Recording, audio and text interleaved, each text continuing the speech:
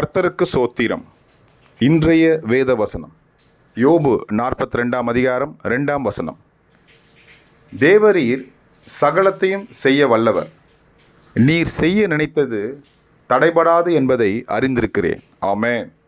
யோபு 42 அதிகாரம் 2 தேவரீர் சகலத்தையும் செய்ய வல்லவர், நீர் செய்ய நினைத்தது தடைபடாது என்பதை அறிந்திருக்கிறேன். ஆமென். யோபு 42:2. கர்த்தர் உங்களை ஆசீர்வதிப்பாராக, உங்களோடு கூட இருப்பாராக. ஆமென்.